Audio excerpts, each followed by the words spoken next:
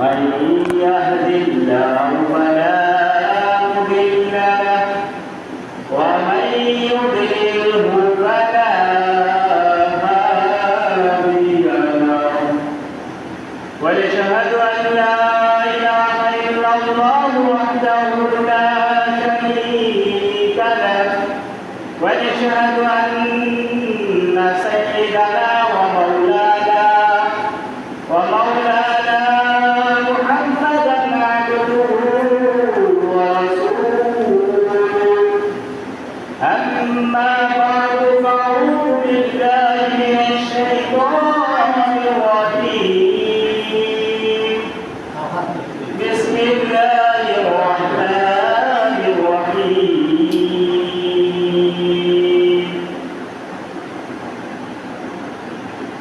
يا بني إني أرى في المنام أني أذبحك فانظر ماذا ترى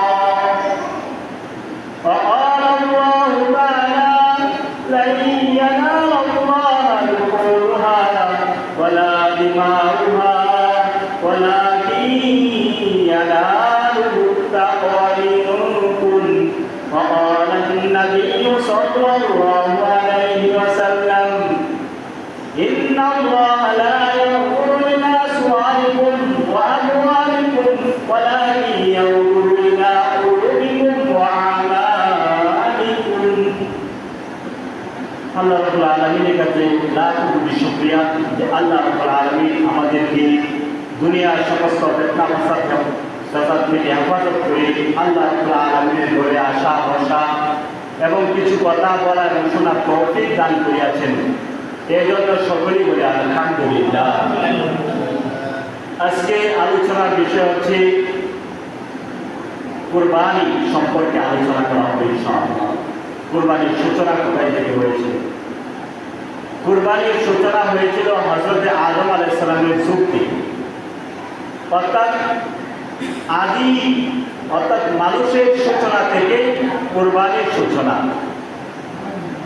যে আদম আলাইহিস সালামের সন্তানাদিদের থেকে, যে আদম আলাইহিস সালামের সন্তানাদি হলো জোড়া জোড়া, অর্থাৎ যমজ।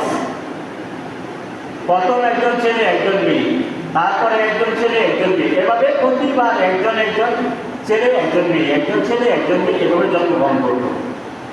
তাদের মধ্যে আবার বিবাহ সাথে হইত, প্রথম তরফের ছেলের সাথে দ্বিতীয় তরফের মেয়ে, প্রথম তরফের মেয়ের সঙ্গে দ্বিতীয় তরফের ছেলের বিবাহ হতো। এটা আল্লাহ রাব্বুল আলামিনের একটা বিধান ছিল। কিন্তু তখন যে দুই ভাই ছিল, হাবিল আর একজন হচ্ছে কাবিল, ওই কাবিলের তার পছন্দ হয়ে গেছে তার যমজ বোনবে, কিন্তু বিধান হচ্ছে তার যমজ বোন নয়, তার পরবর্তী যে হবে অথবা তার উপরে যে হবে তাকে বিবাহ করবে। কিন্তু সে তার যমজ তাকে বিয়ে পছন্দ করেছে, সে তাকে বিবাহ করবে। কিন্তু আল্লাহ রাব্বুল আলামিনের পক্ষ থেকে পরে ফয়সালা আসলো, দুইজন যেমন এক মেয়ের প্রতি আসক্ত। এখন একজন তো আল্লাহর পক্ষ থেকে অনুমতি, আরেকজন হচ্ছে সে নিজে চায়। তখন আল্লাহ রাব্বুল আলামিনের পক্ষ থেকে হুকুম আসলো, তোমরা দুজনে কুরবানি দাও, পশু জবাই করো। পশু জবাই করার পর যার কুরবানি কবুল হবে তাকে ওই মেয়েকে দেওয়া হবে। তখন দুই ভাই দুম্বা কিনলো, ভেড়া দুম্বা। একজনের মোটা তাজা থেকে বলতেছে আল্লাহ রাস্তায় যেন একটা মোটা মরা ধরা হইলে, একজনের মধ্যে মরা ধরা হইলে, আরেকজনের বলছে আল্লাহর কাছে দেন, যদি আল্লাহর জন্য দেন মোটা তাজা থেকে দেন, সুন্দর জিনিসটা আল্লাহকে দেন। দুজনে দুই নিয়তে কুরবানি করলো। যার নিয়ত ছিল ভালো, আল্লাহ রাব্বুল আলামিন তার নিয়ত অনুযায়ী কুরবানিকে কবুল করে নিয়েছে। হাবিলের কুরবানি কবুল হয়েছিল আর কাবিলের কুরবানি কবুল হয় নাই। কিভাবে কবুল হয় আর হয় নাই বোঝা গেল। হযরত আদম আলাইহিস সালামের যুগের অবস্থা ছিল, যার কুরবানি কবুল হবে তার যে ইয়ার পশুটা আছে এখানে কুইলা নিয়ে দিল আগুন দিয়ে, আর যেটা কবুল হয়েছে না এটাকে এখানে জমিনে বানায় তখন হাবিলেরটা কবুল হয়েছে আর কাবিলেরটা কবুল হয় নাই। যখন কাবিলেরটা কবুল হয় নাই তখন কাবিল রাগে ওই হাবিলকে হত্যা করে দিয়েছে, তার ভাইকে হত্যা করে দিয়েছে। এই তখন থেকে এই কাবিল থেকে শুরু হয়েছে হত্যা। এর আগে কেউ হত্যা করেন। এই হাবিল কাবিল থেকে এই কুরবানির সূচনা হয়েছিল। পরবর্তীতে আবার হযরত ইব্রাহিম আলাইহিস সালামের জমানা থেকে শুরু হয়। ইব্রাহিম আলাইহিস সালামকে আল্লাহ রাব্বুল আলামিন স্বপ্নে দেখাইলেন কুরবানি করার জন্য, একবার দুইবার তিনবার স্বপ্ন দেখাইলেন। কি স্বপ্ন? যে নিজের সন্তানকে কুরবানি করার জন্য, নিজের ছেলেকে কুরবানি করার জন্য। যে ইব্রাহিম আলাইহিস সালাম 80 বছর বয়সে বিবাহ করেছেন, তারপরে সন্তান আদি আরো অনেক পরে সন্তান হয় না, অনেক কিছু পর সন্তান হয়েছে হযরত ইসমাঈল আলাইহিস সালাম। ওই ইসমাঈল আলাইহিস সালামকেও আল্লাহর কাছে কুরবানি করার জন্য। একটা হচ্ছে সন্তান হয় না, তারপরেও হয়েছে কুরবানি করার জন্য। কত কঠিন পরীক্ষা। আবার হযরত ইব্রাহিম আলাইহিস সালাম হযরত ইসমাঈল আলাইহিস সালামের কাছে গিয়ে বললেন, ইয়া বুনাইয়া ইন্নী আরা ফিল মানাম, হে আমার সন্তান, হে আমার বাচ্চা, হে আমার ছেলে, ইন্নী আরা ফিল মানাম, আমি তো স্বপ্নে দেখেছি, আমি তো স্বপ্নে দেখেছি, আমি তো স্বপ্নে দেখেছি। কি স্বপ্নে দেখেছি? ইন্নী আসবাও, আমি তোমাকে জবাই করতেছি। ফানসুর মাযা তারা, এখন তোমার বক্তব্য কি? এই ব্যাপারে তোমার বক্তব্য কি? তোমার বক্তব্য কি? ফানসুর মাযা তারা। তখন ছেলে কি বলল? ইয়া আবাতি ফাল, ক্বালা ইয়া আবাতি ফাল, হে আমার পিতা, আল্লাহ রাব্বুল আলামিনের পক্ষ থেকে যা হুকুম এসেছে, ইয়া আবাতি ফাল মা তুমার, আপনি সেই কাজে করেন। আল্লাহ আপনাকে যা বলেছেন, যা করতে বলেছেন, যা করার জন্য বলেছেন, আপনি তাই করেন। ইয়া আবাতি ফাল মা তুমার সাতাজিদুনি ইনশাআল্লাহু মিনাস সাবিরিন, অচিরেই আপনি আমাকে ধৈর্যশীলদের অন্তর্ভুক্ত পাইবেন, ইনশাআল্লাহ ধৈর্যশীলদের অন্তর্ভুক্ত পাইবেন। আমি ধৈর্য হারা হব না, না শুকরিয়া করব না। আপনার হুকুম, আল্লাহ রাব্বুল আলামিনের হুকুম আমি মানতে পারবো না, এমন কথা আমি বলবো না, আমি প্রস্তুত। হযরত ইব্রাহিম আলাইহিস সালাম হযরত ইসমাঈল আলাইহিস সালামকে নিয়ে গেলেন মিনা প্রান্তরে কুরবানি করার জন্য। যখন কুরবানির জন্য প্রস্তুত, এখানে অনেক ইতিহাস। কুরবানির জন্য প্রস্তুত, এক নবী আরেক নবীকে কুরবানির জন্য প্রস্তুত। এদিকে ফেরেশতারা বলতেছেন, হে আল্লাহ, এই কি হচ্ছে? নবী তার আরেক নবীকে হত্যা করছে, এক নবী আরেক নবীকে জবাই করছে, পিতা তার সন্তানকে জবাই করছে, এটা কিভাবে সম্ভব? আল্লাহ রাব্বুল আলামিন আকাশ থেকে পাঠায় দিলেন জান্নাতি দুম্বা, পাঠায় দিয়েছেন। ইসমাঈল আলাইহিস সালামকে সরায় দেওয়া হইল, আর ওই দুম্বা কুরবানি হয়ে গেছে। ওই ইব্রাহিম আলাইহিস সালামের সমাধান থেকে ওই দুম্বা কুরবানি দ্বিতীয়বার আবার চালু হয়েছে। যদি হযরত ইসমাঈল আলাইহিস সালামকে কুরবানি করা হতো, এখন পর্যন্ত আপনার প্রিয় সন্তানকে আপনার কুরবানি করতে হতো, আপনার প্রিয় বস্তুকে আপনার কুরবানি করতে হতো। এই নিজাম কিয়ামত পর্যন্ত চলবে। আল্লাহ রাব্বুল আলামিন এটাকে পরিবর্তন করে দুম্বা কুরবানি করার ব্যবস্থা করে দিয়েছে। পরবর্তীতে হযরতে মুহাম্মদ সাল্লাল্লাহু আলাইহি ওয়াসাল্লাম এই কুরবানি আবার করেছেন, আবার বলেছেন এই কুরবানি হচ্ছে হযরত ইব্রাহিম আলাইহিস সালামের সুন্নাত, ইব্রাহিম আলাইহিস সালামের সুন্নাত। এই কুরবানির সূচনাটা হচ্ছে এইভাবে। এখন বিষয় হচ্ছে কষ্ট তো তাকেই যাই, যা কুরবানি ঈদে, ঈদুল আজহা, সেদিন পুরা পৃথিবীর মধ্যে কোটি কোটি গরু, ছাগল, ভেড়া, দুম্বা, উট, মহিষ কুরবানি করা হয়, না হয় না? কোটি কোটি পুরা পৃথিবীর মধ্যে এই যে মুসলমানরা যে এত কোটি কোটি গরু, ছাগল, ভেড়া, দুম্বা, উট কুরবানি করতেছে, এটা কতটুকু ভালো আর কতটুকু খারাপ? প্রশ্ন আসে না? আপনি আমার প্রশ্ন না আসলেও অনেক বিধর্মীরা এই প্রশ্ন, যে মুসলমানরা অন্যায়ভাবে তাদের নিজেদের ধর্মের উৎসবের জন্য তারা এত পশু জবে করতেছে, এটা তো অন্যায় হচ্ছে পশুর প্রতি। তাদের মূল বক্তব্য আছে অমুসলিমরা এবং কিছু নাস্তিক আছে যারা মুসলমান বলে কিন্তু মুসলমান না, তারা নাস্তিক।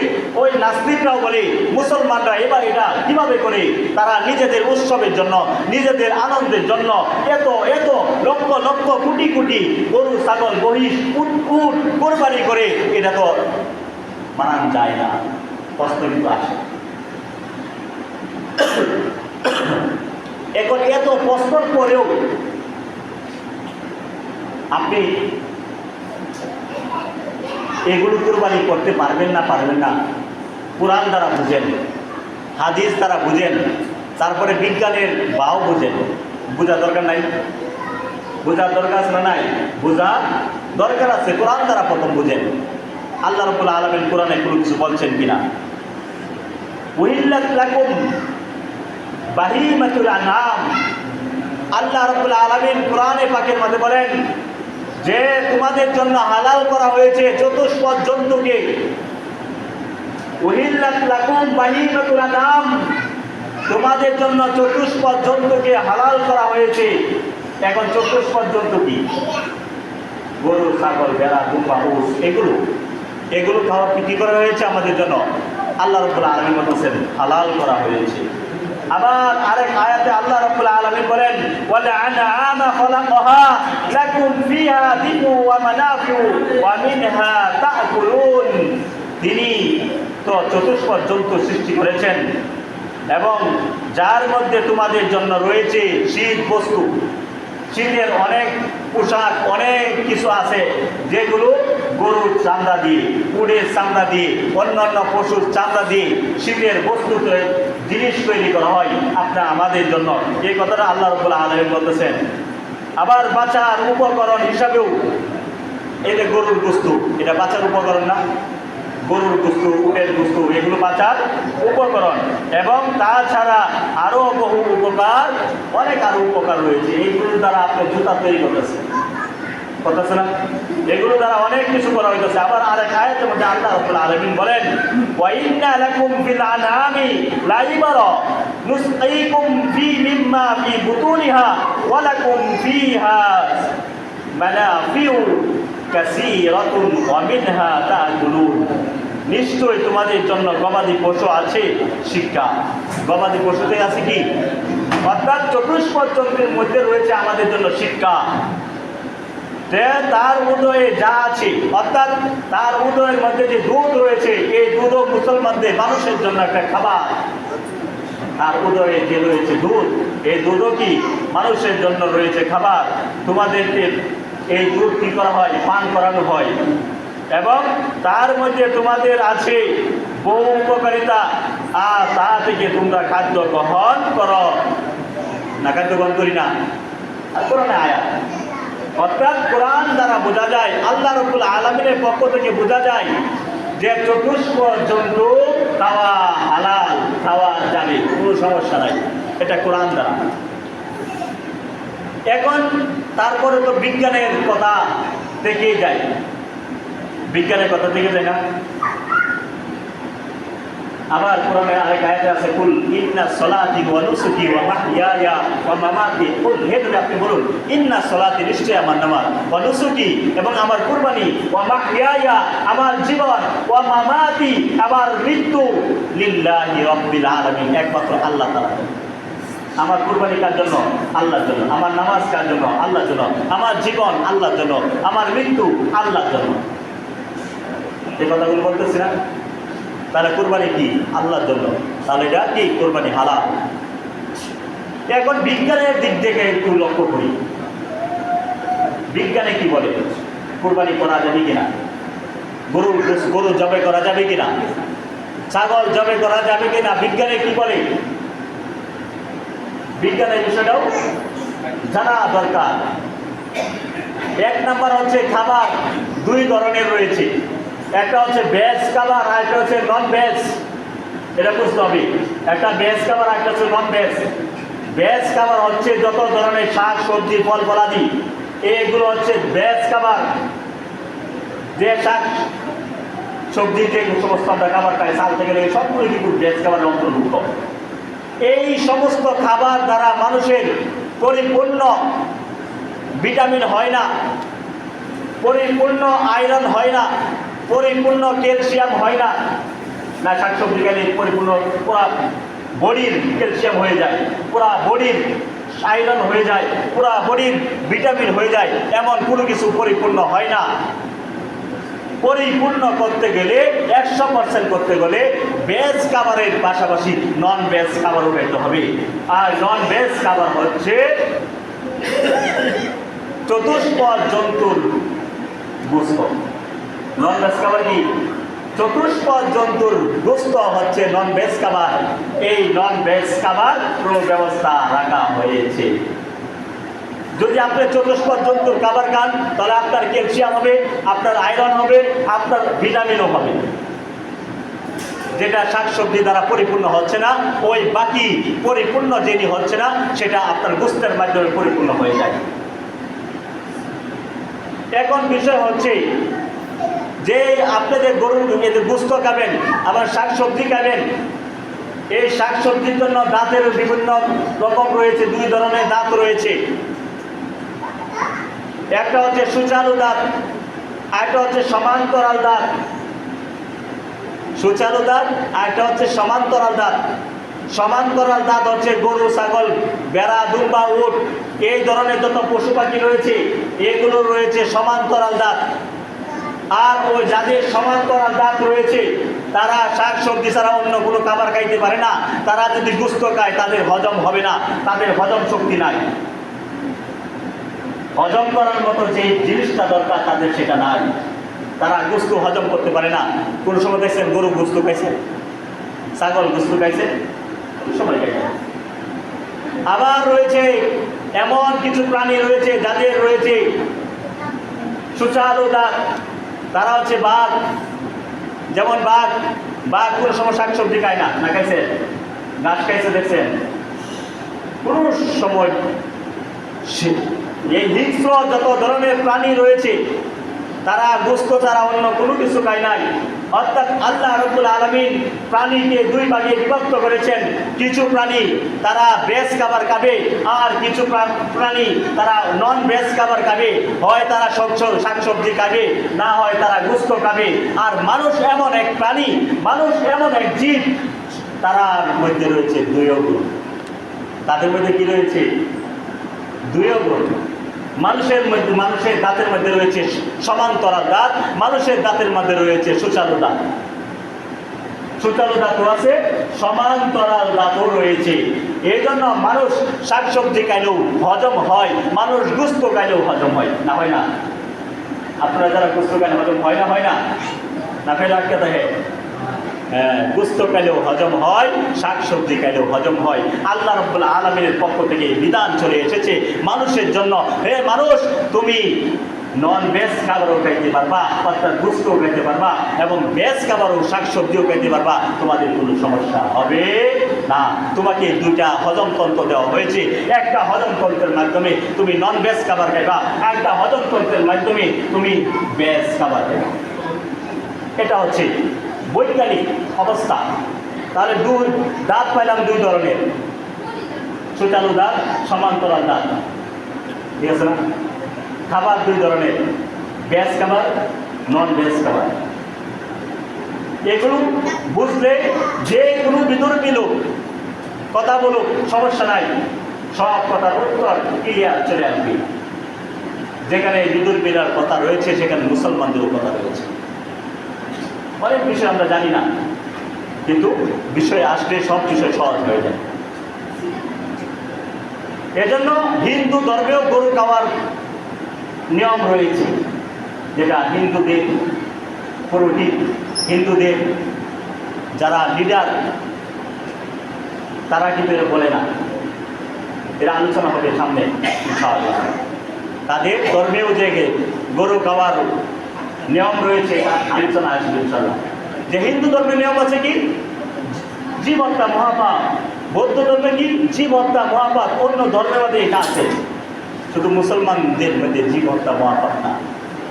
যেটা অন্যায়ভাবে হত্যা করাটা মহাপাপ, অন্যায়ভাবে। যে নবী করিম সাল্লাল্লাহু আলাইহি ওয়াসাল্লামের দরবারে এক সাহাবী একটা ওই পাখির বাচ্চা নিয়ে চলে আসছে, পাখির বাচ্চা নিয়ে চলে নবীর দরবারে এসে পড়ছে। তখন পাখির মাটা উঠতে উঠতে মা নবীর দরবারের উপরে চলে আসছে। আসার পরে নবী করিম সাল্লাল্লাহু আলাইহি ওয়াসাল্লাম বলতেছেন, ওই পাখিটার বাচ্চাটাকে কে নিয়ে এসেছে, কে নিয়ে এসেছো? এক সাহাবী উঠে বলল, হে আল্লাহর রাসূল, হে মুহাম্মদ সাল্লাল্লাহু আলাইহি ওয়াসাল্লাম, আমি ওই পাখির বাচ্চাটা নিয়ে এসেছি। নবী করিম সাল্লাল্লাহু আলাইহি ওয়াসাল্লাম বললেন, এই পাখিটার কষ্ট হচ্ছে, তুমি এই পাখির বাচ্চাটাকে ছেড়ে দাও। নবী করিম সাল্লাল্লাহু আলাইহি ওয়াসাল্লামের কথা বলার সাথে সাথে ওই বাচ্চাটাকে ছেড়ে দিলেন। নবী করিম সাল্লাল্লাহু আলাইহি ওয়াসাল্লাম কি অন্যায়ভাবে ওই পাখিকে হত্যা করেছে, দিয়েছে হত্যা হওয়ার জন্য? দেখেন, অন্যায়ভাবে মানুষকে যেভাবে মারা নিষেধ, কোনো পাখিকেও অন্যায়ভাবে হত্যা করা, পাখিকে মারা এটাও নিষেধ, অন্যায় ছাড়া। হ্যাঁ, তবে যত ধরনের পশু পাখি রয়েছে সমস্ত পশু পাখি মুসলমানদের মানুষের খেদমতের জন্য। মানুষের ফেরেশতারা কার খেদমতে? ফেরেশতারাও মানুষের খেদমতে।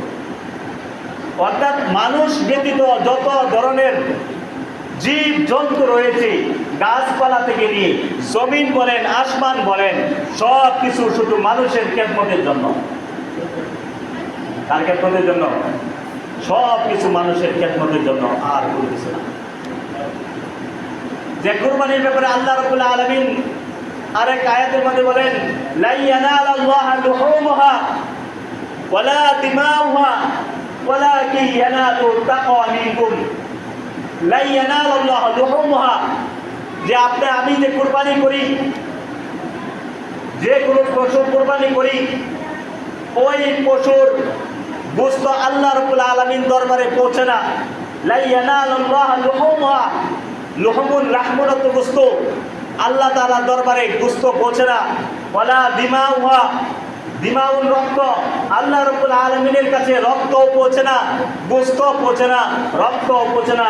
ওয়ালাকিন ইয়ানালু তাকওয়া মিনকুম, কিন্তু আল্লাহ রাব্বুল আলামিনের দরবারে একটা জিনিসে পৌঁছে, সেটা হচ্ছে আপনা আমার দিলের তাকওয়া, আপনা আমার দিলের ভয়। আমি কতটুকু আল্লাহকে ভয় করে কুরবানি করতেছি, এটাই পৌঁছে, আর কোনো কিছু পৌঁছে না।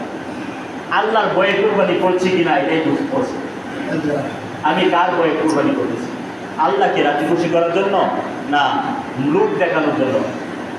একটা হচ্ছে মানুষকে রাজি খুশি করার জন্য, আর একটা হচ্ছে আল্লাহকে রাজি খুশি করার জন্য। যদি আল্লাহকে রাজি খুশি করার জন্য কুরবানি হয়, আল্লাহ এটার বিনিময় দিবেন। আর যদি মানুষকে রাজি খুশি করার জন্য হয়, এটা মানুষের কাছ থেকে আপনার নিতে হবে। মানুষের কাছ থেকে কিছুই নেওয়ার সুযোগ নেই, কিছুই নেওয়ার সুযোগ নাই। আরেক আয়াতের মধ্যে বলেন, আরেক নবী করিম সাল্লাল্লাহু আলাইহি ওয়াসাল্লাম এক হাদিসের মধ্যে বলেন, ইন্নাল্লাহা লা ইয়ানজুরু ইলা সুওয়ারিকুম ওয়া আমওয়ালিকুম ওয়ালাকিন ইয়ানজুরু ইলা কুলুবিকুম ওয়া আমালিকুম। ইন্নাল্লাহা লা ইয়ানজুরু, ইন্নাল্লাহা লা ইয়ানজুরু ইলা সুওয়ারিকুম, যে আল্লাহ তাআলার কাছে তোমাদের সুরত, আকৃতি পৌঁছে না। অর্থাৎ গরু যে কুরবানি করবেন, এটার আকৃতিটা, বডিটা, এটা পৌঁছে না।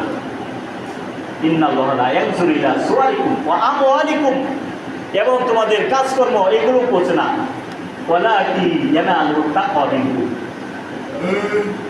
ইন্নাল্লাহা লা ইয়ানজুরু ইলা সুওয়ারিকুম ওয়া আমওয়ালিকুম ওয়ালাকিন ইয়ানজুরু ইলা কুলুবিকুম, কিন্তু তোমাদের অন্তরের মধ্যে কি রয়েছে, ওয়া আমালিকুম, এবং তোমাদের আমলটা, আমল যে আমরা কোন নিয়তে করতেছি, কাকে রাজি খুশি করার জন্য করতেছি, এটাই পৌঁছে আল্লাহ তাআলার কাছে, আর কোনো কিছু না। আমার রাজি খুশি, আমার সন্তুষ্টি, কার সন্তুষ্টির জন্য, এটাই শুধু পৌঁছে, আর কোনো কিছু পৌঁছে না, আর কোনো কিছু না। যে আমার যে ইবাদত, আমার যে কুরবানি, কার জন্য, এটাই। যে এই জন্য আমরা যেহেতু সামনে কুরবানি করব, কুরবানির সময় চলে আসতেছে, বেশি দিন নাই। কুরবানির ঈদ তো একদিন, কিন্তু প্রস্তুতি কিন্তু অনেক আগে থেকে, অনেকে 1 বছর আগে থেকে, যাদের আর্থিক অবস্থা একটু দুর্বল থাকে আগে থেকে নিয়ত থাকে যে আমি কুরবানি করবো, আগে থেকে টাকা জমাতে দেয়। অনেকে ওই 1 বছরে 1000 2000 করে জমাতে দেয় যে আমি কুরবানি করবো। তাহলে তার 1 বছর বা 2 বছর আগে থেকে একটা প্রস্তুতি থাকে। অনেকের 1 মাস আগে প্রস্তুতি, অনেকের 2 দিন আগে প্রস্তুতি। এই যে যার প্রস্তুতিটা আগে থেকে শুরু হচ্ছে, তাদের হালতগুলো বোঝা দরকার যে আমি যে কোরবানি করব, আমার কোরবানির জন্য একমাত্র আল্লাহ তাআলার জন্য হয়, আল্লাহ তাআলা রাজি খুশি করার জন্য হয়, আল্লাহ তাআলা সন্তুষ্টির জন্য হয়, আর কারোর জন্য না, লোক দেখানোর জন্য না। যদি লোক দেখানোর জন্য হয় তাহলে সব শেষ, আমার ইবাদত শেষ। লক্ষ লক্ষ টাকার গরু কিনলেও গরু লাভ নাই, গোস্তই খাওয়া হবে, শুধু গোস্তই খাওয়া হবে। নিজে খাইলেন, নিজের আত্মীয় স্বজনের মধ্যে বিলাই করলেন, নিজের আশপাশের লোকদের মধ্যে বিলি করলেন, এই পর্যন্তই পাইবেন, কিন্তু বিন্দু পরিমাণ কোনো সব হবে না। সবের জন্য কি আল্লাহ সন্তুষ্টি দরকার, তাকওয়া দরকার, আল্লাহর ভয় ভীতি দরকার। এই ভয় ভীতিটা এখন থেকে আমরা তৈরি করি। যারা কুরবানি করব, আমরা একমাত্র আল্লাহ তাআলাকে রাজি খুশি করার জন্য। যারা শরীকানা কুরবানি দিব, শরীকানা কুরবানির ক্ষেত্রে এই বিষয়গুলো ক্লিয়ার করা যে সবাই নিয়ত যেন সহি থাকে। অনেকে তো শরীকানা কুরবানি ছাড়া কুরবানি দিতেও পারি না। এই জন্য যারা শরীকানা কুরবানি দিবেন সবাইকে বলবেন সবার নিয়ত যেন সহি করে। নিয়তে গর্বিত হলে আপনার কুরবানির গর্বিত হয়ে যাবে। এজন্য সবার নিয়ত সহি করতে হবে, সবার উপার্জনের টাকা হালাল হতে হবে, হালাল টাকা। এই বিষয়গুলো আমরা খেয়াল এখন থেকে করতে হবে। গরু আরেকটা বিষয়, আমরা কুরবানি সময় গরু বিক্রি করার জন্য অনেকে গরু কিনি, অথবা আরো 1 বছর 2 বছর আগে থেকে কুরবানিতে বিক্রি করার জন্য আমরা গরু কিনি, কিনা বিক্রি করবো। যখন থেকে কিনলাম গরু কুরবানির জন্য ছাড়ার জন্য, তখন থেকে একটা সব আমার আমল নামায় চলতে থাকে। কিন্তু ওই যে কুরবানির জন্য আমি গরুটা কিনলাম, ওই গরুর মধ্যে যদি আমি 2 নাম্বারই করি, ইনজেকশন দিয়া গরু ফুলাই এলাই, বা এমন কিছু খাবার খাওয়ায় গরুকে আমি ফুলাই এলাই বড় করি, তাহলে সবের পরিবর্তে গুনাহ হবে।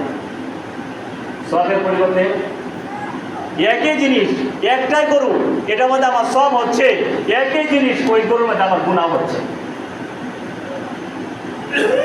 এজন্য যারা গরুর ব্যবসা করব, এটা আলহামদুলিল্লাহ অনেক ভালো কাজ। আপনি কুরবানির জন্য বিক্রি করবেন, এটা তো সবের বিষয়। আপনি কুরবানির জন্য গরু লালন পালন করতেছেন, এটা সবের বিষয়। আপনি কুরবানির সময় বিক্রি করবেন, এটা সবের বিষয়। আপনি কুরবানির জন্য গরু কিনবেন, এটাও সবের বিষয়। কিন্তু এমন কিছু কাজ করা যাবে না যে কাজের কারণে গুনাহ হয় সবের পরিবর্তে। আল্লাহ তাআলা আমাদেরকে এই সমস্ত কথা বোঝা এবং আমল করার তৌফিক দান করুন।